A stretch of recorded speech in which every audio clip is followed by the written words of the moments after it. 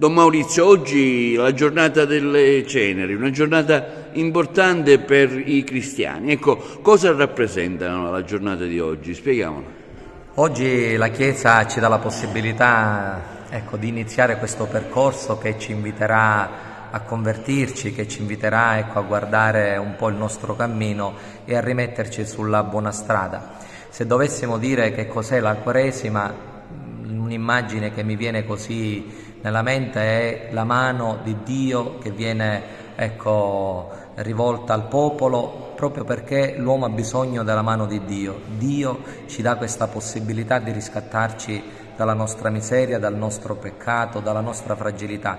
E proprio quel gesto che stasera faremo durante la Santa Messa, l'imposizione delle Sacre Ceneri, ci ricorderanno da un lato che l'uomo è polvere, l'uomo è una materia molto misera, però da quella cenere, che ci proietterà poi verso la Pasqua, ne potremo uscire più vittoriosi, più forti, più santificati.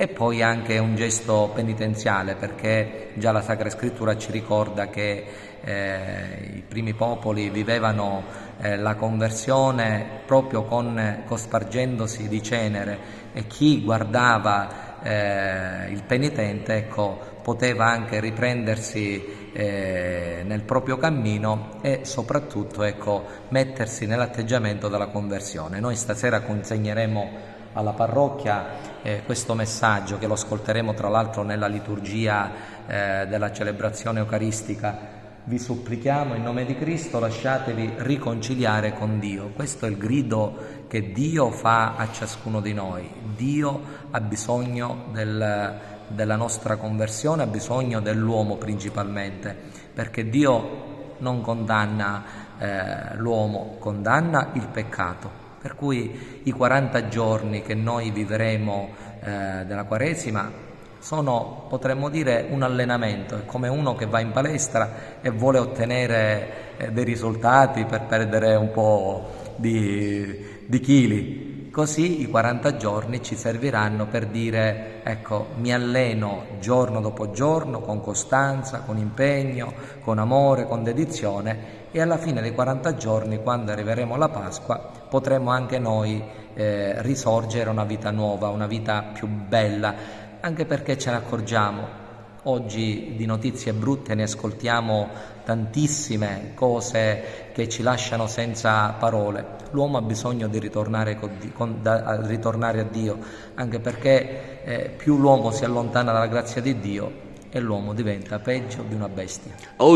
Da oggi vestirete dei paramenti sacri dal colore viola. Perché? Il colore viola è il colore liturgico penitenziale che viene usato 2 volte all'anno, viene usato sia nel tempo di Avvento, che è il tempo di preparazione al Natale, come anche il tempo di preparazione alla Pasqua. E questo colore così liturgico viola proprio ci richiama a questo atteggiamento penitenziale, che poi viene anche usato nei funerali.